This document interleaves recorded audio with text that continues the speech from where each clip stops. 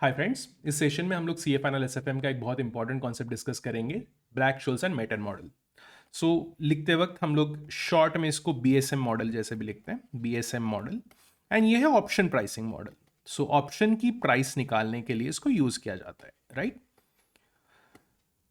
इस सेशन में हम लोग इस कॉन्सेप्ट को एज यूजुअल बेसिक से स्टार्ट करेंगे और इस मॉडल से रिलेटेड जो भी एस्पेक्ट्स है, जो भी कॉन्सेप्ट्स है, उन कॉन्सेप्ट्स को मैं बहुत डिटेल में समझाऊंगा। हर एक चीज़ को हम प्रॉपरली डिस्कस करेंगे। ये बहुत ज़रूरी है क्योंकि क्या होता है ना, अगर आपने बेसिक प्रैक्टिस कर लिया है और एग्जाम में अगर आपको थोड़ा सा भी ट्विस्ट मिला क्वेश्चन में, then things become very difficult कि उसको हैंडल कैसे करना है। तो इस रीजन से हमें ये इंश्योर करना है कि हमारी कॉन्सेप्चुअल क्लैरिटी एकदम बढ़िया रहे इस कॉन्सेप्ट में, राइट। चलो तो शुरू करते हैं। सबसे पहला फॉर्मूला है कॉल की प्राइस निकालने का, इसको हम C0 के नाम से भी यूज करते हैं। एंड बाद में देखेंगे हम पुट की प्राइस निकालने का formula. So the basic formula और बेसिक स्ट्रक्चर जो है वो रिलेट करता है आपके पे ऑफ कैलकुलेशन से। सो आप पे ऑफ कैसे निकालते हो? कॉल का पे ऑफ निकलता है S माइनस एक्स, राइट। सो S माइनस एक्स। और पुट का पे ऑफ निकलता है X minus S, X minus S, right. बहुत सिंपल, स्ट्रेट फॉरवर्ड, इसमें कोई ऐसा प्रॉब्लम नहीं है। अब यहां पे हमें क्या करना है, जब भी हम कॉल की प्राइस निकाल रहे हैं तो याद रखो कि आप अगर टाइम में यहाँ पे आप प्राइसिंग निकाल रहे हो, यहाँ पे अगर आप कॉल की प्राइस निकाल रहे हो और आपका एक्सपायरेशन जो है वो T1 पे है, ठीक है, तो ऑब्वियसली स्ट्राइक प्राइस कब चेक होगी या किस पॉइंट पे चेक होगी? इस पॉइंट पे चेक होगी। स्ट्राइक प्राइस को हम यूज करेंगे, ऑप्शन एक्सरसाइज हो गया, इलैप्स हो गया, बट इस पॉइंट पे, बट प्राइसिंग तो यहाँ पे चल रही है, राइट। तो हमें स्ट्राइक प्राइस को पुल करके, स्ट्राइक प्राइस को पुल करके यहाँ पे लेके आना पड़ेगा सो दैट हम कंपेयर कर पाए। सो पुल करके यहां पे कैसे लेके आएंगे? तो डिस्काउंटिंग करके। सो डिस्काउंटिंग का formula is very simple and straight forward, E to the power minus are T, ठीक है। सो हमें present value of strike price लेना है, E to the power minus are T. So obviously जहां पे भी हो E to the power minus are T. अब किसी को ये कंफ्यूजन हो सकता है कि यार फिर अंडरलाइन की प्राइस को हम लोग प्रेजेंट वैल्यू में कन्वर्ट क्यों नहीं कर रहे? सो करने की जरूरत इसलिए नहीं है क्योंकि अंडरलाइन की प्राइस तो यही पे है ना। सो आप जो अंडरलाइन की प्राइस यहाँ पे कंसिडर कर रहे हो वो तो एट T0 ही है, तो उसको टाइम का इंपैक्ट देने की रिक्वायरमेंट नहीं है, राइट। सो आई होप इस पर्टिकुलर पॉइंट तक के आपके लिए चीजें बहुत ही क्रिस्टल क्लियर एंड सिंपल है। अब हम यहां पे प्रोबेबिलिटी से मल्टीप्लाई करेंगे। सो S0 को एक प्रोबेबिलिटी से मल्टीप्लाई करेंगे और x into e to the power minus are t को एक प्रोबेबिलिटी से मल्टीप्लाई करेंगे। सो ये प्रोबेबिलिटी है ND1 for S0 and x के लिए, स्ट्राइक प्राइस के लिए हमेशा मल्टीप्लीकेशन होगा ND2 से। D1 D2 ND1 ND2 कैसे निकलता है वो बाद में डिस्कस करेंगे। पहले आपको बस ये याद रखना है कि एक ND1 या ND2 आपको एक नंबर निकल के देता है जो प्रोबेबिलिटी होती है, ठीक। x into e to the power minus are t, obviously जैसे मैंने बताया x को हमेशा D2 से मल्टीप्लाई करेंगे, सो ND2 से, एंड S0 को हमेशा मल्टीप्लाई करेंगे ND1 से। तो यहां पे भी वही होगा ND2 और यहां पे होगा ND1, बट पुट के केस में आपको 1 माइनस ND1, अरे गलत, हाँ ठीक है, 1 माइनस ND1 और 1 माइनस ND2 ये करना है कैलकुलेशन, ठीक है। सो अगर आपको ND1 निकालना आ गया तो सिंपली 1 माइनस 1 माइनस, अगर पुट का केस है तो 1 माइनस 1 माइनस करके कैलकुलेशन आपका हो जाएगा। बहुत इजी एंड स्ट्रेट फॉरवर्ड, बहुत सिंपल होता है ये। अब देखते हैं हम लोग D1 का फॉर्मूला क्या है। सो ND1 निकलता है ऑब्वियसली, तो ND1 के लिए हमें पहले देखना पड़ेगा D1 कैसे निकलता है, राइट। सो D1 का फॉर्मूला है ln of S upon X minus, नहीं plus, R plus sigma square divided by 2 या मल्टीप्लाई बाय 0.5, दोनों एक ही चीज होती है, multiply by T divided by sigma T, नहीं रूट T, ठीक है। मैं जानबूझ के पहले गलत बोल रहा हूं और फिर सही बोल रहा हूं सो दैट आपके दिमाग में ये सेट हो जाए, ये नहीं ये करना है। जनरली स्टूडेंट्स यहां पे एक गलती करते हैं, एक गलती यहां पे करते हैं कि प्लस माइनस का साइन क्या लेना है, कैसे लेना है, वहां पे गलती हो सकती है। तो याद रखो D1 के केस में आपको स्ट्रेट अवे प्लस प्लस दोनों जगह पे यूज करके चलना है, राइट। चलो ये हो गया आपका पहला फॉर्मूला, पहला सेटअप D1 का फॉर्मूला। देन आते हैं हम लोग D2 की तरफ। तो D2 का formula is very simple and straight forward, so D1 minus sigma root T। सो इतना ही कैलकुलेशन है। सो एक बार पहले नोट कर लेते हैं कि यहां पे जो चीजें दी हुई है, इंफॉर्मेशन दी हुई है, वो इंफॉर्मेशन है क्या क्या। सो सबसे पहले है S is the underlying price, वही जो ऊपर में हमने ये S0 लेके रखा हुआ है मेन फॉर्मूला में, कॉल के मेन फॉर्मूला में। सो वही है ये अंडरलाइंग प्राइस या स्टॉक प्राइस बोल सकते हैं, क्योंकि ये स्टॉक प्राइस का ऑप्शन है, मतलब स्टॉक प्राइस ऑप्शन है, स्टॉक प्राइस। और X होती है strike price. Sigma square is variance, sigma is standard deviation, T is time period. ठीक है, सो ये है आपके लिए information available, and obviously R is risk free rate. ठीक है, चलो, तो ये इंफॉर्मेशन है आपकी बेसिक इंफॉर्मेशन, और इसी इंफॉर्मेशन को यूज करके आपको सारे कैलकुलेशंस करने हैं। थोड़ा सा इसको जूम आउट कर लेता हूं, सो आपके लिए विजिबिलिटी अच्छी बनी रहे। ठीक है, चलो देखो, तो पहला पार्ट क्या हुआ हमारा यहां पे, पहला पार्ट हुआ कॉल का फॉर्मूला, राइट। दूसरा है पुट का फॉर्मूला। D1 एंड D2 का फॉर्मूला दोनों के लिए सेम है। आपके पास में D1 D2 आ गया, then you have to use ND1 and ND2। ठीक है, और ND1 ND2 कैसे निकालना है वो मैं समझा देता हूं। सो मेजॉरिटी जो स्टूडेंट्स है, इन स्टूडेंट्स को पहली प्रॉब्लम जो होती है वो ND1 में नहीं होती, वो होती है D1 के कैलकुलेशन या D1 के फॉर्मूला में, कि यार ये इतना बड़ा फॉर्मूला, कॉम्प्लिकेटेड फॉर्मूला को याद कैसे रखा जाए, राइट। तो अब हम क्या करेंगे, इसको ब्रेक डाउन करेंगे इस फॉर्मूला को। ठीक है, चलो तब हमारा फोकस लेके आ जाते हैं एक ही चीज पे, जो कि है हमारा एक स्वीट सा फॉर्मूला। स्वीट सा मतलब एकदम ही बढ़िया सा फॉर्मूला, सभी को बहुत पसंद है ये फॉर्मूला, राइट। चलो, सो कैसे मूव करेंगे इसको,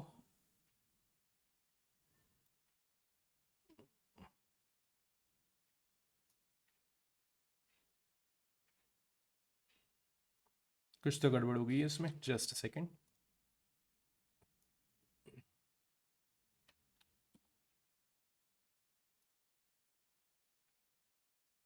मुझे थोड़ा सेपरेट चाहिए, क्लियर एनवायरनमेंट में चाहिए, बहुत छेड़छाड़ करने वाला हूँ इसके साथ में मैं। ठीक है, चलो इसको नीचे रख देते हैं, और फिर आते हैं हम लोग इस फॉर्मूला के ऊपर। ठीक है, चलो देखो, ये फॉर नाउ जस्ट ये वाला पार्ट में मिटा देता हूँ। अब अगर आप इस पर्टिकुलर फॉर्मूला को देखो और इस फॉर्मूला को इस पर्टिकुलर फॉर्मेट में याद करने की कोशिश करो, तो आपके लिए ना ये बहुत ही कॉम्प्लिकेटेड सा फील होगा कि आपको यार कैसे करना है, इसको हैंडल कैसे करें, समझ में नहीं आ रहा है, वो सब प्रॉब्लम होगी। तो इसके लिए हम लोग क्या करते हैं, इस फॉर्मूला को हम लोग ब्रेक डाउन कर लेंगे। सो D1 का फॉर्मूला याद करने की सबसे अच्छी ट्रिक जो है वो है इस फॉर्मूला के हिस्से बना दो। ये है पहला पार्ट, ये है दूसरा पार्ट, और ये है तीसरा पार्ट। ठीक है, पहले पार्ट को बोलेंगे A, दूसरे पार्ट को बोलेंगे B, तीसरे पार्ट को बोलेंगे C। अब मुझे सिंपल सा क्वेश्चन पूछना है किसी से भी, अगर हम ABC इस तरीके से रिप्लेस कर देते तो ये फॉर्मूला बन जाता है A plus B divided by C. अब यार ये A plus B divided by C तो हर किसी को याद रह ही जाएगा, है ना, कोई भी ऐसा नहीं है जिसे A plus B divided by C याद नहीं रहेगा। सो D1 का फॉर्मूला है A plus B divided by C. अब एक एक करके देखते हैं कि A, B और C होता क्या है, और उसका मीनिंग कैसे निकालना है या उसको याद कैसे रखना है। सो A जो है, ये A जो कंपोनेंट है ये प्राइस कंपोनेंट है। ठीक है, सो इसे हम बोलेंगे, दिमाग में आपको रखना है price component. So price component जो है, प्राइस कंपोनेंट को लिखना कैसे है, सो हमेशा याद रखना है this is S divided by X, और इसका ln निकाल लेना है, लॉग नॉर्मल वैल्यू निकाल लेना है। S upon X, underlying price divided by strike price, S upon X and ln S upon X। तो लॉग नॉर्मल कैलकुलेशन करना रहेगा, और ये इंफॉर्मेशन आपको दी रहेगी। अब ये लॉग नॉर्मल क्या होता है, कैसे होता है, क्यों होता है, अब अगेन आपके करिकुलम में इन सब चीज़ों को बहुत ज़्यादा डिस्कस किया नहीं है, तो छेड़छाड़ करने की ज़रूरत नहीं है। आपके लिए क्वेश्चन सॉल्व करना ज़्यादा इंपॉर्टेंट है, और रियल लाइफ में भी आप कोई LN कैलकुलेट नहीं करते बैठोगे, आप डायरेक्टली आंसर निकालोगे। अगर आप वही इंटरनेशनल कोर्सेज या सर्टिफिकेशंस कर रहे होते हैं FRM CFA जैसे, तो वहाँ पे फिर LN क्या होता है, कैसे होता है, इसका क्या इंपैक्ट होता है, वो सब जानना ज़रूरी है। यहाँ पे आप जानोगे, कोई फायदे का नहीं है, कोई काम का नहीं है। अगेन अगर आपको वो जानना ही है, जस्ट डिस्क्रिप्शन, लाइक आप कमेंट कर दो इस वीडियो के नीचे, मैं आपको वो भी एक्सप्लेन कर दूंगा, बहुत दिक्कत या हेडेक लेने की जरूरत नहीं है। चलो, तो पहला पार्ट हो गया हमारा, A is the price component. Price component होता है ln of s upon x।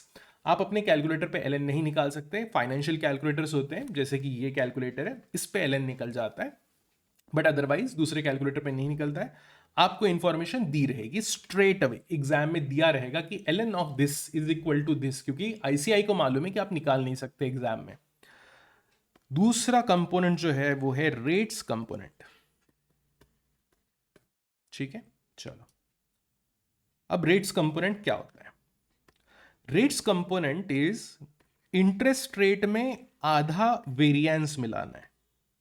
ठीक है, इंटरेस्ट रेट में या रिस्क फ्री रेट में आधा वेरिएंस मिलाना है। तो सिग्मा स्क्वायर क्या हुआ? सिग्मा स्क्वायर हुआ वेरिएंस। और आपको दिमाग में भी ऐसे ही याद रखना है, आप इसी तरीके से बोलोगे जब भी ये फॉर्मूला देखा आपने, आपको बोलना कैसे? रिस्क फ्री रेट में आधा वेरिएंस मिलाना है। हमेशा रिस्क फ्री रेट में आधा वेरिएंस मिलाना है। सो आधा वेरिएंस हो गया, ये हो गया आधा, उसको डिवाइडेड बाय 2 कर दिया। और उसको देखना है मतलब अलग तरीके से, तो आप ऐसे भी कर सकते हो कि आधा वेरिएंस मिलाना है, बात एक ही है, 1/2 उसको सिग्मा स्क्वायर बाय 2 करो या मल्टीप्लाई बाय 0.5 करो, राइट। एक रूल याद रखना जिंदगी में, जब भी आप स्टैंडर्ड डेविएशन या आप रिस्क फ्री रेट देखो, ठीक है, तो ये टाइम बेस्ड होते हैं, राइट। सो इंटरेस्ट रेट, अगर मैंने आपको बोल दिया कि इंटरेस्ट रेट इज से 2%, तो आप पूछोगे ना भैया टाइम पीरियड बताओ, कितना टाइम पीरियड, ये क्या हुआ 2% क्या हुआ, ठीक है। आप बैंक ने आपको फोन किया कि सर हम 2% पे आपको 2% इंटरेस्ट रेट पे आपको लोन दे रहे हैं, तो आप बोले यार बहुत ही बढ़िया है ये तो, लेकिन आपको पूछना पड़ेगा ना टाइम पीरियड क्या है। पता चला आप दिमाग में सोच रहे हो 1 साल, वो सोच रहा है 1 महीना, जिसने कॉल किया वो 1 महीना बोल रहा है, आपने 1 साल सोच लिया। तो हमेशा रिस्क फ्री रेट या interest rate and standard deviation या वेरिएंस, इनको टाइम के साथ में नोट किया जाता है या टाइम के साथ में बताया जाता है, ठीक है। सो ये टाइम डिपेंडेंट वेरिएबल्स है, ये टाइम डिपेंडेंट फैक्टर्स है, तो इनको हमेशा मल्टीप्लाई करना है टी से, ठीक है। ओरिजिनल इक्वेशन में पता है ये जो है ना, R multiplied by T and sigma square multiplied by T, इस तरीके का फॉर्मूला है, लेकिन आप टी टी कॉमन है तो उसको बाहर लेके जा सकते हो, तो इस तरीके से वो बाहर चले गया। So R plus 0.5 sigma square variance, risk free rate में आधा वेरिएंस मिला है ब्रैकेट में रख के, और उसको मल्टीप्लाई किया टी, क्योंकि ये टाइम डिपेंडेंट फैक्टर्स है तो टाइम का एडजस्टमेंट इसमें ऐड करना पड़ेगा। और फिर आता है आपके लिए लास्ट फैक्टर, जो कि है एस डी फैक्टर या S D component, standard deviation का कंपोनेंट। सो सिग्मा स्क्वायर का अगर रूट करते हो तो आप स्टैंडर्ड डेविएशन मिलता है, मतलब सिग्मा जो होता है वो स्टैंडर्ड डेविएशन होता है, सिग्मा स्क्वायर इज वेरिएंस। सो ये है आपका स्टैंडर्ड डेविएशन, ठीक है। और इसको मल्टीप्लाई करते हैं हमेशा ही टी से, अंडर रूट टी से, नॉट टी से, ठीक है। सो जैसे कि हमने पहले एक्सप्लेनेशन देखा कि ये रेट कंपोनेंट जो है उसको टी से मल्टीप्लाई, टाइम का इंपैक्ट देते हैं, वैसे सिग्मा को भी टाइम का इंपैक्ट देना है, लेकिन अंडर रूट के साथ में देना है। क्यों देना है ये सोच के देखो, याद रखो sigma square is component, sigma square, और सिग्मा स्क्वायर वेरिएंस जो है वो टाइम डिपेंडेंट है, बराबर है। अगर आप इस टाइम डिपेंडेंट वेरिएंस को स्टैंडर्ड डेविएशन में कन्वर्ट करो तो क्या आएगा? Sigma root T. So sigma square का अंडर रूट और टी का अंडर रूट, तो सिग्मा स्क्वायर का अंडर रूट तो सिग्मा हो जाएगा, क्योंकि स्क्वायर और रूट कैंसिल हो जाएगा, बचा है आपका ये टी। सिंपल है, स्ट्रेट फॉरवर्ड है, कोई इसमें माथा पच्ची करने की जरूरत नहीं है। जिंदगी में ये एक रूल बना लो कि अगर सिग्मा को टाइम से मल्टीप्लाई किया गया, सिग्मा को स्टैंडर्ड डेविएशन को टाइम से अगर मल्टीप्लाई किया गया, तो वो हमेशा हमेशा हमेशा अंडर रूट से ही किया जाएगा, उसको सिंपली टी से मल्टीप्लाई नहीं कर सकते किसी भी सिनारियो में। देयर इज नो पॉसिबिलिटी कि आप सिग्मा को डायरेक्टली टी से मल्टीप्लाई कर दो। और अगर आप सिग्मा स्क्वायर को मल्टीप्लाई कर रहे हो टाइम से, तो वो हमेशा टी से मल्टीप्लाई होगा, अंडर रूट से नहीं होगा, ठीक है। सो इसका एक्सप्लेनेशन मैंने दे दिया है कि ओरिजिनल टर्म है, आप वेरिएंस को टाइम से स्केल करते हो, टाइम से आगे, क्योंकि अगर वेरिएंस मान लो 1 साल का दिया है लेकिन ऑप्शन की मैच्योरिटी 3 ही महीने की है, तो आपको वेरिएंस जो है वो तो 3 महीने का लेना पड़ेगा ना, छोटा करना पड़ेगा, तो उसको आप टी से मल्टीप्लाई करोगे। लेकिन जब आप उसका स्टैंडर्ड डेविएशन में कन्वर्शन करोगे इस तरीके से, तो क्या बना फिर? Sigma under root T. उसका एक्सप्लेनेशन आपको मिल चुका है, राइट। चलो, तो ये हो गया आपके 3 कंपोनेंट। तीनों कंपोनेंट को एक बार फिर से रिवाइज करते हैं। पहला प्राइस कंपोनेंट, तो इसमें हमारे प्राइस रिलेटेड फैक्टर्स जो है, प्राइस क्या होती है? स्ट्राइक प्राइस होती है, right, strike price and underlying price होती है। तो ये प्राइस कंपोनेंट का ये प्राइस कंपोनेंट है, ए इज प्राइस कंपोनेंट। दिमाग में सोचो, ए इज प्राइस कंपोनेंट कैसे लिखना है, ln of S upon x, ln of S upon x. ये क्लियर हो गया। अब दूसरे पार्ट पे आते हैं, रेट कंपोनेंट। तो रेट कौन कौन से, तो इंटरेस्ट रेट और वेरिएंस है। सो इंटरेस्ट रेट में आधा वेरिएंस मिलाया मल्टीप्लाई बाय टी, क्योंकि हमें टाइम के साथ में उसकी एडजस्टमेंट हमेशा रखनी है। देन आता है आपका स्टैंडर्ड डेविएशन कंपोनेंट। तो ये जो है ना, ये वाला पार्ट, ये मैंने स्टूडेंट्स को याद रखने के लिए बनाया हुआ है, ऐसा आप एग्जाम में जाके लिख नहीं सकते, ठीक है। आपको एग्जाम में डायरेक्टली फॉर्मूला लिखना है, ये आपको बस याद रखने के हिसाब से डिजाइन किया हुआ है। ऐसा कोई कंपोनेंट होता नहीं है रियल में, क्योंकि ये जो फॉर्मूला बना हुआ है ना, ये जो फॉर्मूला बना हुआ है D1 का, ये प्रॉपर मैथमेटिक्स अप्लाई करने के बाद फॉर्मूला बना हुआ है। इस फॉर्मूला का ऐसा कोई जस्टिफिकेशन नहीं है कि ये जो टर्म्स इस तरीके से दी हुई, इसका रीजन लाइक ऐसी ही क्यों दी हुई है, दूसरा कुछ क्यों नहीं है। So there is no explanation. मान लो अगर इन्होंने फॉर्मूला कुछ अलग तरीके से यूज किया होता है, या बीएसएम के अजम्पशंस कुछ अलग तरीके से होते, तो आपका रिजल्ट कुछ और आता। और हम जब ये 1990s में बना, तो मान लो अलग बनता, तो आज मैं कुछ अलग बता रहा था आपको, राइट। सो इसका कोई जस्टिफिकेशन नहीं है, ये जस्ट मैं सपोर्ट सिस्टम आपके लिए बना रहा हूं, सो दैट आपको ये चीज याद रह जाए, ठीक है। सो हो गया। और ये तीसरा एसडी का कंपोनेंट था सिग्मा रूट टी, ठीक है। चलो अब इसको हम फिर से एक बार यहां पे लिखेंगे। D1 का फॉर्मूला अब आप विजुलाइज करना शुरू करोगे, a plus B divided by C. A था प्राइस कंपोनेंट, प्राइस कंपोनेंट क्या होता है, एस अपॉन एक्स, लेकिन ln उसका लॉग नॉर्मल। तो ये वाला पार्ट आपको ऑटोमेटिकली याद आ जाएगा, क्योंकि क्वेश्चन में ln की वैल्यू दी रहेगी, और ln पूरे इक्वेशन में एक ही जगह पे यूज होता है। सो a प्लस बी, बी है रेट कंपोनेंट। तो इंटरेस्ट रेट में आधा वेरिएंस मिलाया, और मैंने उसको टाइम के साथ में एडजस्ट कर दिया।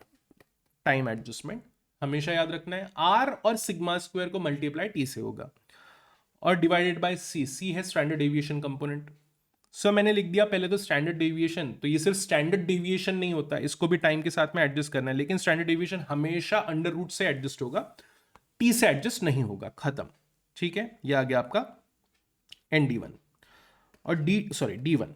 D2 क्या होता है, D2 क्या होता है, D2 होता है D1 minus sigma root T. Oh my god, ये तो सेम ही है ना। So D1 minus C, sigma root T, खत्म हो गया। तो ये बन गया आपका D1 एंड D2 का फॉर्मूला। ग्रेट, इसमें कोई किसी को भी दिक्कत नहीं होनी चाहिए। चलो, सो पहला पार्ट आपको मिल गया। अब यहां पे मैं, अगर आपको चाहिए तो कुछ एग्जांपल लेके चल सकता हूं, कि मैं आपको वैल्यूज प्रोवाइड कर दूं और फिर हम उन वैल्यूज के बेसिस पे कैलकुलेशंस वगैरह करें। बट मेरा अपना ओपिनियन ये है कि हम लोग क्या करते हैं ना, पहले ND1 ND2 क्या है वो समझ लेते हैं, then we will start the calculation. चलो, सो ND1 ND2 क्या होता है। अब मेरे सामने एक प्रॉब्लम है कि यार, ये अगर नॉर्मल डिस्ट्रीब्यूशन क्या होता है वो समझाने जाऊं मैं आपको, तो नॉर्मल डिस्ट्रीब्यूशन के लिए we have to start with the probability, basic statistics, random variable क्या होता है, और उसके बाद में आप नॉर्मल डिस्ट्रीब्यूशन क्या होता है वो समझ सकते हो। सो अगर मुझे सिस्टमैटिकली आपको पहुंचाना है नॉर्मल डिस्ट्रीब्यूशन तक के, तो ये कम से कम 10 घंटे का काम है, और आपको कुछ काम है नहीं ऐसे जिसका, apart from like calculation solve करना, राइट। तो यहाँ पे हम लोग क्या करेंगे ना, नॉर्मल डिस्ट्रीब्यूशन की कुछ जस्ट बेसिक तरीके से समझ लेते हैं। सो नॉर्मल डिस्ट्रीब्यूशन बताता है कि प्राइसेस किस तरीके से डिस्ट्रीब्यूटेड है, ठीक है। सो ये रिटर्न का डिस्ट्रीब्यूशन था एक्चुअल में। सो आपका डिस्ट्रीब्यूशन किस तरीके का है ये बताया जाता है। सो दैट्स द इंफॉर्मेशन, ठीक। मान लो अगर D1 की वैल्यू है 1, मैं अज्यूम कर रहा हूं, एकदम कंप्लीटली अज्यूम कर रहा हूं, तो ND1 क्या होगा एग्जैक्टली आप ND1 मतलब क्या निकाल रहे हो वो समझ लेते हैं, उससे भी समझ में आ जाएगा। सो ये जो प्राइस डिस्ट्रीब्यूशन या रिटर्न डिस्ट्रीब्यूशन होता है, ये डिस्ट्रीब्यूशन की टोटल जो वैल्यू होती है वो होती है 1। ये जो एरिया है, दिस एरिया, जो एरिया अंडर द कर्व जिसको बोलते हैं, ये कर्व हो गया आपका, ये कर्व हो गया, और एरिया अंडर द कर्व जो होता है, area under the curve is indicative of what, is indicative of probability, ठीक है। Area under the curve is indicative of probability. ये जो पॉइंट होता है, ये पॉइंट है 0, ये है स्टैंडर्ड नॉर्मल डिस्ट्रीब्यूशन SND, और इसका जो सेंटर होता है वो होता है 0। इसके लेफ्ट में होती है 50% प्रोबेबिलिटी और इसके राइट में होती है 50% प्रोबेबिलिटी। अगर वैल्यूज में बात करें तो ये हो गया 0.50 और ये हो गया 0.50, मतलब परसेंटेज या डेसिमल में अगर बात करें तो इस तरीके से। ये 0.50 पता है कौन सा एरिया है? ये वाला जो एरिया है ना, पूरा ये वाला area, this is 0.5। And left वाला 0.5 कौन सा है? ये वाला 0.5, लाइक दिस। ठीक है, यहां तक के क्लियर है? बस इतना ही समझते चलो आप। ठीक, ये 50% area in the left, 50% area in the right, and we have to calculate ND1 using this. जो ये D1 है, D1 is actually Z score. Z score, ये जो Z स्कोर लाइन होती है ना, ये नीचे वाली जो लाइन है, इसको मैं रेड कर देता हूं। ये जो नीचे वाली लाइन है, this is Z score line. ठीक है, अगर मान लो जैसे हमने यहां पे अज्यूम किया हुआ है कि D1 इज 1, तो ये हो गया 1, क्योंकि ये 0 है, याद रखना ये 0 है। यहां पे होता है -1, तो अगर आप इस साइड में जाओगे तो 0 के नीचे -1, -2, -3, एंड उसके आगे बहुत ज्यादा नहीं होता। तो ये जो पूरा डिस्ट्रीब्यूशन है, ये जनरली 3 या 4 में खत्म हो जाता है। ठीक है, खत्म एज इन खत्म बहुत ज्यादा सही टर्म नहीं है, लेकिन मैक्सिमम 99.99% जो एरिया है वो इसी में कैप्चर हो जाता है। अगर आप पॉजिटिव साइड में जाते हो, इस साइड में, सो ये होता है 1 2 3, इस फॉर्मेट में चलेगा ये। ठीक है, अब अगर हमें निकालना है ND1 और हमारी D1 की जो वैल्यू है वो है 1, सो हमें निकालना है ND1 और D1 इज इक्वल टू 1।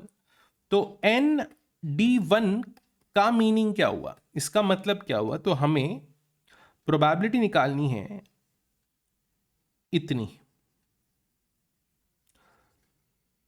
इतनी प्रोबेबिलिटी हमें निकालनी है। ठीक है, सो ये हो गया आपका कट ऑफ 1 का। ठीक है, अगर 2 निकालना होता तो ऑब्वियसली हम यहां तक के निकालते हैं, नहीं यहां तक, ये 2 है ना, यहां तक के निकालते हैं। ठीक है, 3 निकालना होता तो हम यहां तक के निकालते हैं, यहां तक के, 2 यहां तक के, 1 यहां तक के। ठीक है, चलो अब ये जो इंफॉर्मेशन है, मतलब ये जो प्रोबेबिलिटी आपको निकालनी है, ये एरिया जो निकालना है, ये एरिया निकालते वक्त या निकालने के लिए हमें एक टेबल चाहिए, वो होता है जेड टेबल। और ICAI जेड टेबल की इंफॉर्मेशन डायरेक्टली इनडायरेक्टली प्रोवाइड कर देता है एग्जाम में। तो अब प्रॉब्लम ये होती है ना कि उसको यूज कैसे करना है।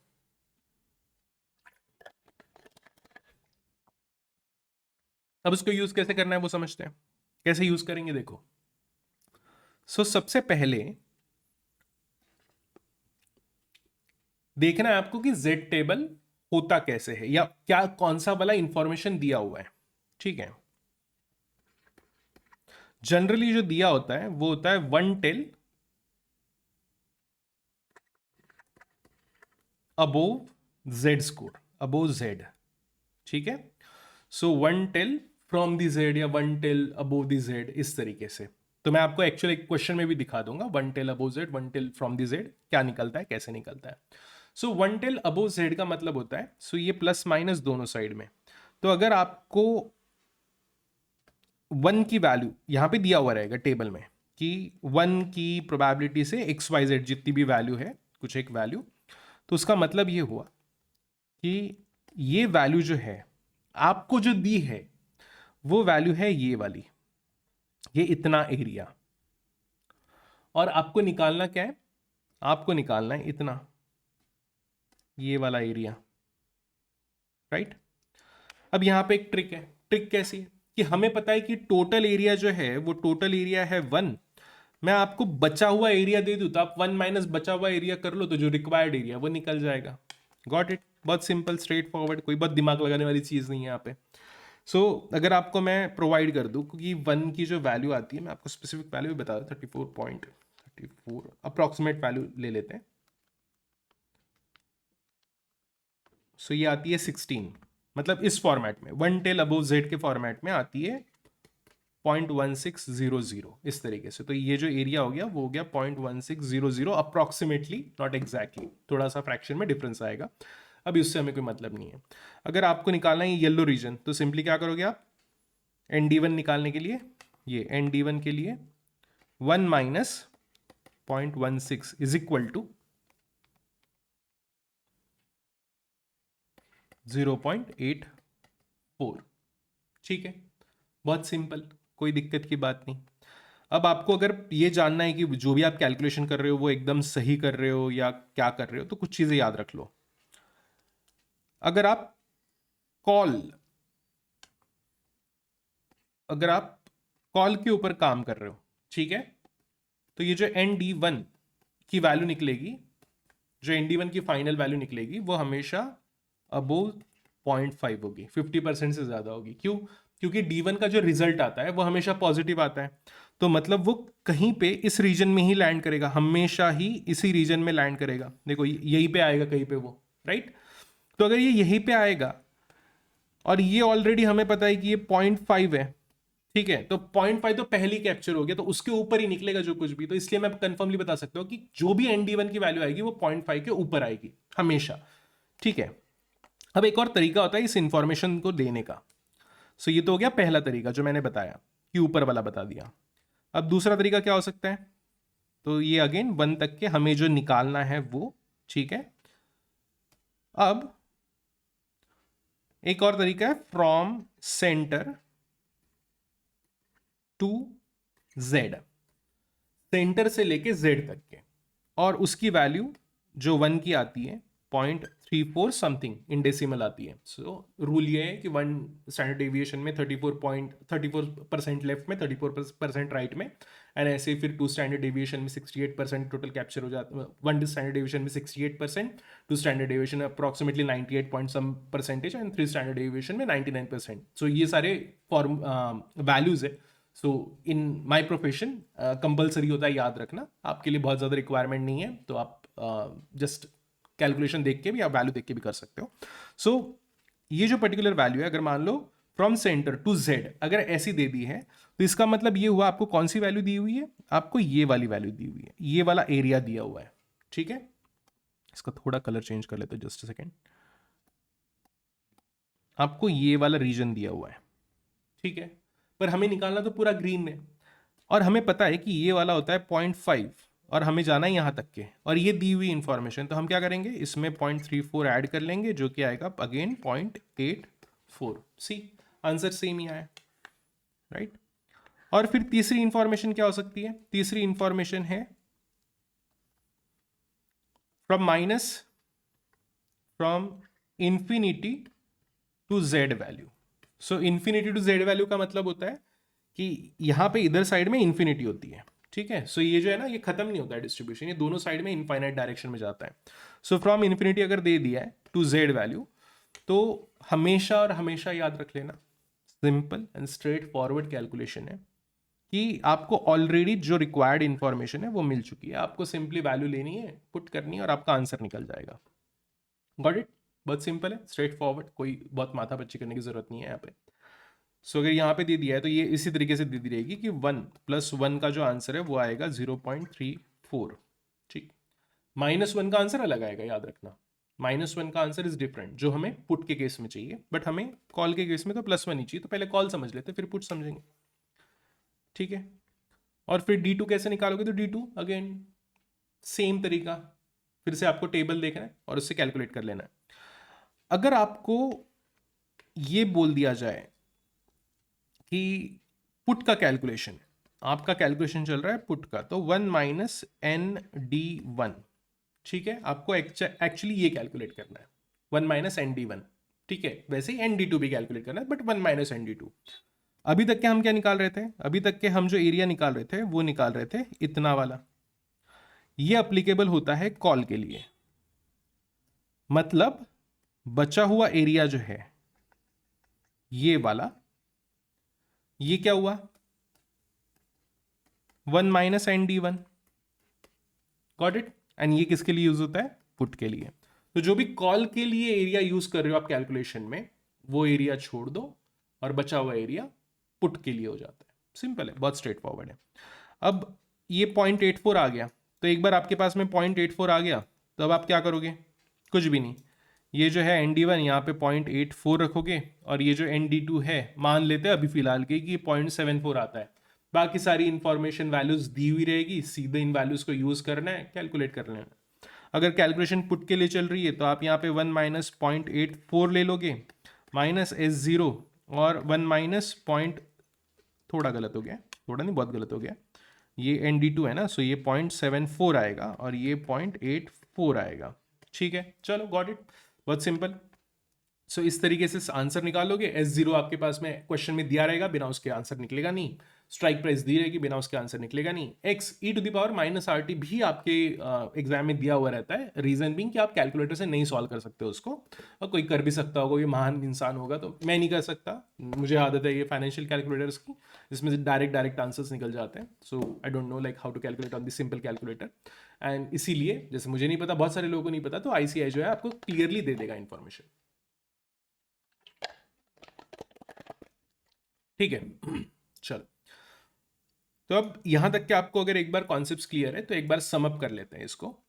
ठीक है, सो सबसे पहले हमने देखा कॉल का फॉर्मूला है S0 into ND1 minus x into e to the power minus RT, मतलब हम स्ट्राइक प्राइस की प्रेजेंट वैल्यू ले रहे हैं, तो ये फॉर्मूला हमारा स्टैंडर्ड ये है। S माइनस एक्स का फॉर्मूला चल रहा है जो कि पे ऑफ का फॉर्मूला है कॉल के लिए। सो S माइनस एक्स, एक्स में प्रेजेंट वैल्यू निकालना है और S को मल्टीप्लाई करना है ND1 से और एक्स को मल्टीप्लाई करना है ND2 से। ना पुट का अगर फॉर्मूला हम लोग देखते हैं तो पुट का फॉर्मूला अगेन पे ऑफ का फॉर्मूला क्या होता है, तो x minus S0। So x को प्रेजेंट वैल्यू हमेशा कैलकुलेट करें तो x into e to the power minus RT आ गया, multiplied by 1 minus ND2 minus S0 1 minus ND1। ठीक है, चल। अब बात आती है कि ND1 और ND2 कैसे निकालना है। तो ND1 और ND2 को निकालने के लिए सबसे पहले हमारी रिक्वायरमेंट होती है D1 कैसे निकाले, देन D2 कैसे निकाले। और D1 एंड D2 एक बार निकल गया तो हम लोग ND1 एंड ND2 टेबल से वैल्यूज देख के आंसर निकाल लेंगे। ठीक है, चलो। तो D1 का फॉर्मूला हमने देखा A plus B divided by C. A क्या था, price component, so ln of S upon X. बहुत ज्यादा लोड लेने की जरूरत नहीं है, एग्जाम में directly ln of S upon x दिया रहेगा, फॉर्मूला का वैल्यू दिया रहेगा। ठीक है, जो मैं आपको क्वेश्चन में दिखाऊंगा, क्वेश्चन में भी दिया हुआ है। प्लस बी है रेट कंपोनेंट, तो रिस्क फ्री रेट में आधा वेरिएंस मिलाया, वेरिएंस होता है सिग्मा स्क्वायर, तो आधा वेरिएंस मिलाया, मल्टीप्लाई किया टी से, क्योंकि हमेशा वो वाला पार्ट जो है वो टाइम से एडजस्ट होगा, और divided by standard deviation component. Standard deviation component में sigma multiply by root T क्यों लिया, क्योंकि सिग्मा को हमेशा रूट टी से मल्टीप्लाई करना होता है। फिर D2 निकालने के लिए हमें D1 minus standard division component जो कि है सिग्मा रूट टी, उससे माइनस कर लेना तो आपका D2 निकल जाता है। एक बार D1 D2 आ गया तो हमें फिर यूज करना होता है Z टेबल या स्टैंडर्ड नॉर्मल डिस्ट्रीब्यूशन। हमेशा याद रखना है नॉर्मल डिस्ट्रीब्यूशन नहीं है, बहुत सारे टीचर लोग ये इसको नॉर्मल डिस्ट्रीब्यूशन बोल रहे हैं, नॉर्मल नहीं है, स्टैंडर्ड नॉर्मल डिस्ट्रीब्यूशन है। ठीक है, सो ये हो गया standard normal distribution. Standard normal distribution के सिंपल प्रिंसिपल से आपको इंफॉर्मेशन कैसी दी है उसके हिसाब से कैलकुलेशंस होंगे। आपको कॉल के लिए निकालना होता है इन्फिनिटी से शुरू करके जब तक कि ये वैल्यू दी हुई है, ये वाला रीजन ये निकालना है। This is your calculation. ये निकालने के लिए आपको कैसी इंफॉर्मेशन दी है उसके हिसाब से कैलकुलेशन होगा, और ये पूरा रीजन जो है वो है 1, टोटल 1। तो अगर मान लो आपको ये इंफॉर्मेशन दी है, जस्ट सेकेंड, अगर आपको रेड वाला एरिया दे दिया है तो 1 माइनस करके आंसर निकाल लो। सिंपल कैलकुलेशन होते हैं इसके, बहुत ज्यादा होता नहीं है। अगर आपको सेंटर से यहां तक के दिया हुआ है, सेंटर से Z वैल्यू तक के दिया हुआ है, सेंटर से D1 तक के दिया हुआ है, तो what we will do, simply उसमें 0.5 ऐड कर देंगे। या अगर इन्फिनिटी से दे दिया है, अगर इन्फिनिटी से दिया है तो हमेशा याद रखना 0.5 के ऊपर ही होगी हमेशा वैल्यू। सो इन्फिनिटी से D1 की अगर वैल्यू दे दी है तो हमेशा 0.5 के ऊपर होगी। तो अगर 0.5 के ऊपर जैसे आपको वैल्यू दिखी तो समझ जाना कि कैलकुलेशन करने की जरूरत नहीं है, आप डायरेक्टली वो वैल्यू उठा के ND1 मान सकते हो, उसको उसका ND1 का वैल्यू मान सकते हो। ठीक, चलो, now we will see this calculation. और यहां पे भी मैं उसी तरीके से चलूंगा, बेसिक से धीमे धीमे शुरू करेंगे। चलो देखते हैं। So from the following data of a certain stock, कोई एक स्टॉक दिया हुआ है और कॉल ऑप्शन, मतलब यहीं से पता चल रहा है कि हमें कॉल ऑप्शन की प्राइस निकालनी है। So price of stock now, ये हो गया मेरा S0। ठीक है, ये मिल गया मुझे S0। एक्सरसाइज प्राइस जिसको हम स्ट्राइक प्राइस भी बोलते हैं वो हो गई X। ठीक है, standard deviation of continuously compounded annual return, ये स्टैंडर्ड डेविएशन है जिसको आप सिग्मा लिख सकते हो या SD भी लिख सकते हो, कोई प्रॉब्लम नहीं है। देन उसके बाद में मैच्योरिटी पीरियड, टाइम पीरियड दे दिया है 6 मंथ्स। इसको लिखना कैसे, t इज इक्वल टू 0.5, ठीक है। 6 months 0.5, 3 months 0.25, 9 months 0.75 and 1 year होगा तो 1.5 ईयर, मतलब अगर 15 मंथ्स का अगर हिसाब दिया हुआ है आपको, 15 मंथ्स के लिए कैलकुलेशन करना है तो you have to take 1.25, 18 months के लिए 1.5 एंड सो ऑन, ठीक है। हमेशा इसी फॉर्मेट में टाइम लेना, टाइम का फॉर्मेट आप 6 मंथ्स नहीं ले सकते, कैलकुलेशन गलत हो जाएगी, ठीक। 6 मंथ मतलब 0.25, 0.5 नॉट 0.25। देन है एनुअल रेट, एनुअल रेट दिया हुआ है risk free rate which is 0.12 और 12%, ठीक है। और ये देखो, ये हमने ND1 ND2 देखा ना अभी, तो ND1 ND2 की ये वैल्यूज दी हुई है। So number of standard deviation from mean which is Z score, और ये दे दिया है आपको। सो इससे समझ जाना कि आपका जो D1 निकलना चाहिए वो इसी के आसपास में निकलना चाहिए, so that you can use this information. अगर मान लो यहाँ पे ये इंफॉर्मेशन दी है और आपका D1 निकला ये, आप कुछ भी नहीं कर सकते, आप फंस गए, अब आंसर नहीं निकल रहा है। तो अगर ऐसा हुआ तो एक ये भी हो सकता है कि आपने कुछ कैलकुलेशन गलत कर दिया है, तो एक बार अपना कैलकुलेशन चेक कर लेना, तो आपका आंसर हमेशा इसके आसपास में आना चाहिए जो भी गिवन इंफॉर्मेशन है उसके, ठीक है। चलो, एंड देन उसके बाद में जैसे कि मैंने आपको बताया था कि ये एक्सपोनेंशियल वाला जो पार्ट है वो भी आपको दे दिया रहेगा, तो यहाँ पे माइनस का नहीं दिया हुआ है, प्लस का दिया हुआ है, तो हमेशा याद रखना हमें रिक्वायरमेंट थी e⁻⁻rt, ठीक है। और यहाँ पे e⁻rt दे दिया, तो e⁻rt जो होता है ना, मतलब सेट कैसे कर सकते हैं, तो e⁻rt is equal to 1 divided by e⁻rt, simple. तो जैसे हम लोग पहले x इंटू माइनस e⁻rt कर रहे थे तो हमें ये नहीं मिला, पर हमें पता है ना कि इसी का सॉल्यूशन होता है 1 डिवाइडेड बाय, तो हम क्या करेंगे, यहाँ पे ले लेंगे 1 डिवाइडेड बाय e⁻rt, हो गया, कैलकुलेशन निकल गया। देन वही मल्टीप्लाई बाय ND2, और बाकी फिर कहानी तो आपको पता ही है, यू आर एक्सपर्ट, राइट। चलो, so will start with the calculation. And calculation में सबसे पहले आपको निकालना रहता है कभी भी ND1 एंड ND2, बिना उसके नहीं निकलता है, ठीक है। सो ये दे दिया formula, formula for call is equal to S into ND1 minus K into e⁻ formula यहाँ पे भी K इंटू -RT लिया हुआ है, K इंटू -RT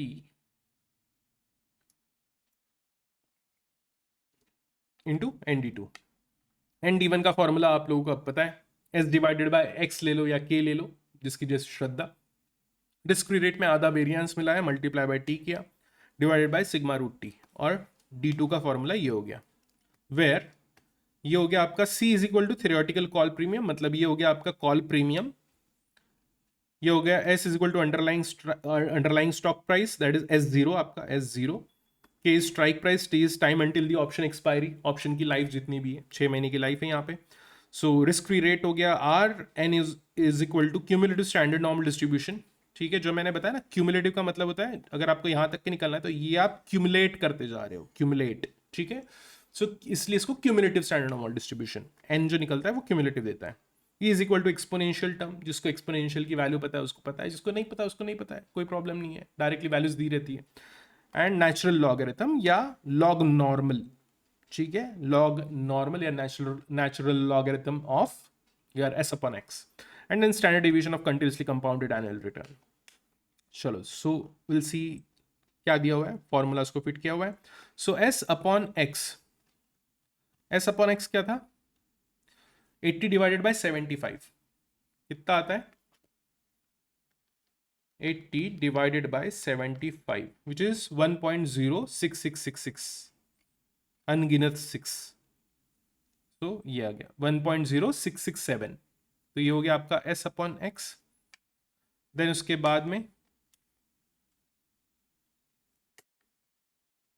बाद में रिस्क फ्री रेट हमेशा याद रखना, ये इस तरीके से कचरा नहीं करना, 0.12, ठीक है, 0.12 प्लस, अरे यार ये क्या, variance, half of variance directly he calculate कर लिया है शायद से। सो आपका वेरिएंस क्या था, स्टैंडर्ड डेविएशन इज 0.4, ठीक है। सो 0.4 का स्क्वायर, क्योंकि ये स्टैंडर्ड डेविएशन है, सो ये सिग्मा दिया हुआ है, हमें सिग्मा स्क्वायर चाहिए, सो 0.4 का स्क्वायर डिवाइडेड बाय 2, आधा चाहिए था 0.08, तो ये ऑलरेडी ले लिया है प्रॉपरली कैलकुलेट करके। सो ये वाली जो आपकी टर्म है सिग्मा दिया हुआ है 0.4 और ये वाली आपकी टर्म निकल रही है सिग्मा स्क्वायर डिवाइडेड बाय 2, आप कैलकुलेट करके देख सकते हो, मल्टीप्लाइड बाय 0.5 जो कि है टाइम, ठीक है, एंड देन डिनोमिनेटर में 0.4 मल्टीप्लाई बाय अंडर रूट 0.5 जो कि है टाइम, ठीक।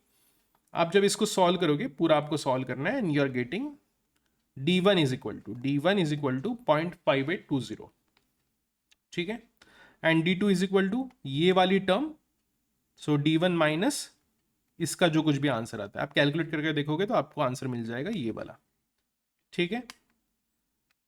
सो इससे आगे आपका d2, हमेशा याद रखना d1 से d2 हमेशा छोटा होता है, d1 से d2 हमेशा छोटा होता है, d1 से, ऐसा याद रख लो, ठीक है। चलो, तो आपको d1 और d2 मिल गया। अब एन d1 और एन d2, सो एन d1 ये वाली जो वैल्यू है ये आ गई यहाँ पे,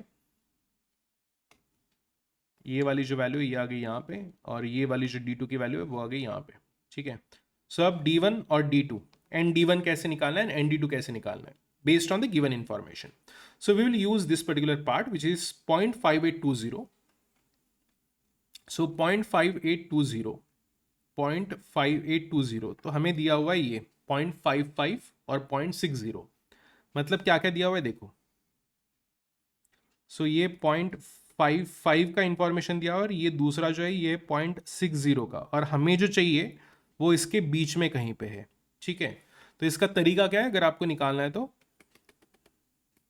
सिंपली पहले दोनों का निकाल लो, दोनों का निकाल लो और एवरेज ले लो, ठीक है, उतना चलेगा आपके एग्जाम के हिसाब से।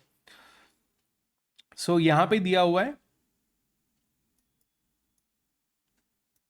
Area of the left of और right one tail, area of the left और राइट, मतलब अगर आप 0.55 अगर देख रहे हो तो एरिया ऑफ द लेफ्ट मतलब ये वाला एरिया, और हमें तो ये चाहिए था, ठीक है।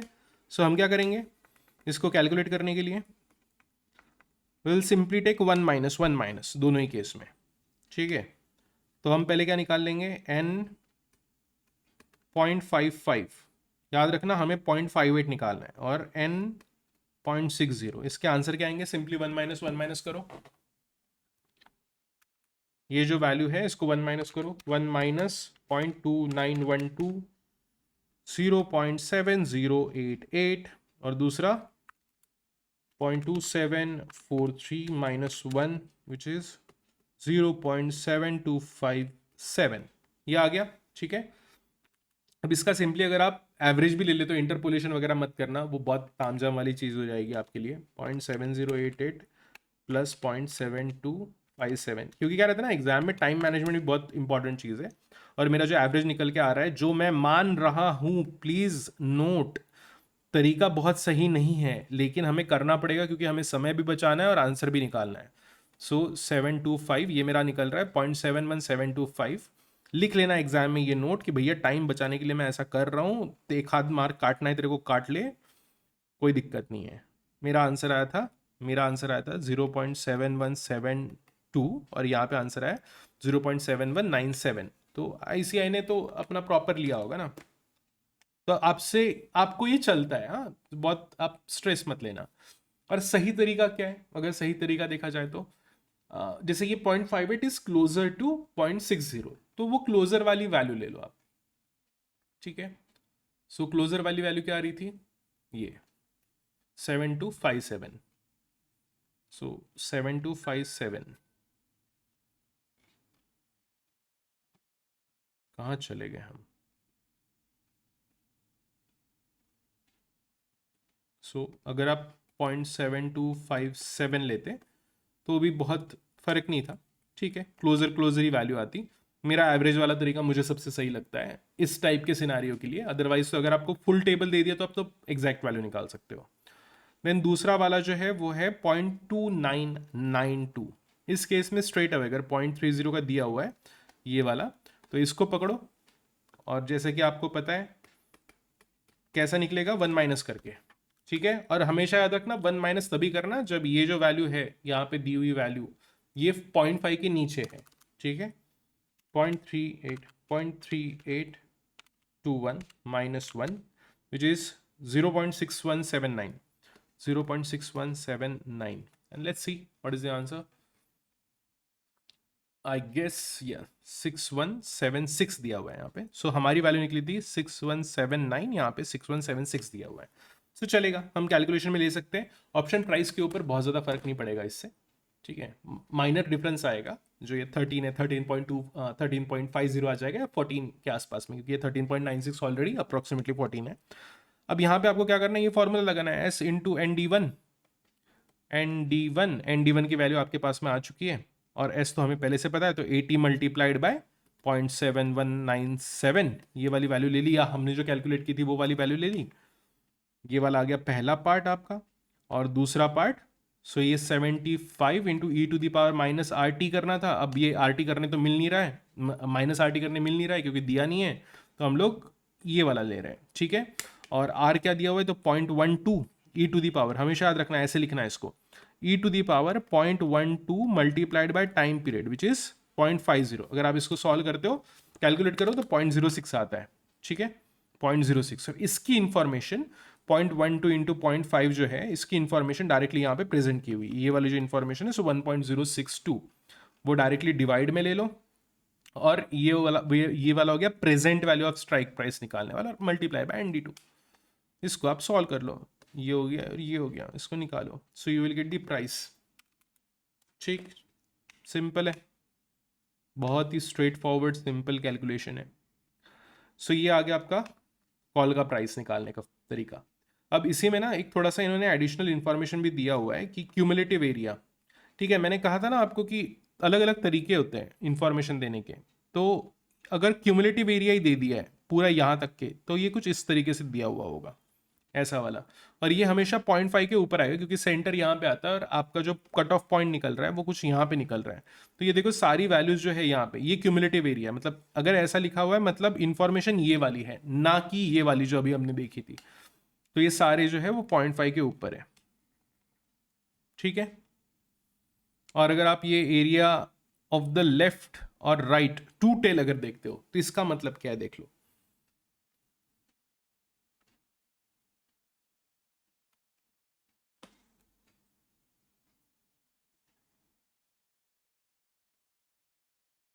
अगर आप 1 के लिए कैलकुलेट कर रहे हो, ठीक है, तो दिस विल बिकम लाइक कि इधर वाला पोर्शन भी और इधर वाला पोर्शन भी, सो दोनों को मिला के। और आपको एक्चुअली निकालना था कौन सा पोर्शन, यहां से शुरू करके आपको ये वाला निकालना था, ठीक है। सो आप सिंपली क्या करोगे, इसका आधा कर लो, ठीक है। इसका आधा किया आपने, इसका आधा किया तो आपको ये मिल गया, और फिर उसको आपने 1 माइनस उसमें से एडजस्ट कर लिया। एक बार 0.25 के लिए करके देख ले, एन हम 0.25 का निकाल रहे हैं, और फिर ऊपर से मैं क्रॉस वेरीफाई करा दूंगा आपको। सो 0.8026 डिवाइडेड बाई 2 किया मैंने, क्योंकि मुझे एक साइड का चाहिए था, ये जो दिया हुआ है वो दोनों साइड का। सो मतलब पॉइंट ये जो था ना 0.25, सो ये 0.25 इधर, ये 0.25 इधर, सो ये माइनस 0.25 और ये प्लस 0.25। सो ये वाली इंफॉर्मेशन दी है, और एरिया जो दिया हुआ है दोनों के ऊपर का दिया हुआ है, ये वाला एरिया और ये वाला एरिया। तो मुझे कैलकुलेशन करने के लिए तो पहले मुझे ये एक एरिया चाहिए था, तो मैंने एक एरिया निकाल लिया। सो वो आ गया मेरा, ये वाला जो एरिया है वो 0.4013। कैसे निकाला मैंने, डिवाइड बाय 2 करके। Got it. चलो इसको एक बार क्रॉस वेरीफाई कर लो, ठीक है। इसको सिंपली अगर आप 1 माइनस 0.4013 कर लेते हो, 1 माइनस, क्योंकि आपके पास में ये एरिया आ गया है, तो ये एरिया कितना आएगा करो, 1 माइनस 0.4013। सो ये देखो मेरे कैलकुलेटर पे आंसर आया पॉइंट, आपको उल्टा उल्टा दिखेगा, ठीक है। सो मैं पढ़ के बता दूँ, 0.5987।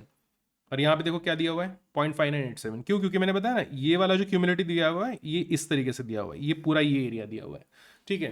तो अब ये जो प्रॉब्लम है ना, मतलब इस पर्टिकुलर टॉपिक में या इस पर्टिकुलर कॉन्सेप्ट में प्रॉब्लम यही है कि यार इस तरीके से इंफॉर्मेशन दी है। इंफॉर्मेशन डायरेक्टली भी दी जा सकती थी, पर इंफॉर्मेशन डायरेक्टली दी नहीं है, ठीक है। Got it. चलो सो ये था आपका black Scholes and Merton model. बाकी टेबल्स आपके पूरे कवर हो चुके हैं, एंड इतनी ही कहानी है ब्लैक शोल्स एंड मेटन की। आप एक बार पुट के लिए कैलकुलेट करके देख लेना, कुछ भी नहीं, सारी कहानी वैसी है, बस आपको 1 माइनस ND1 और 1 माइनस ND2 करना है, बाकी पूरा किस्सा कहानी वैसे ही चलेगा। And you can also calculate it for put, right.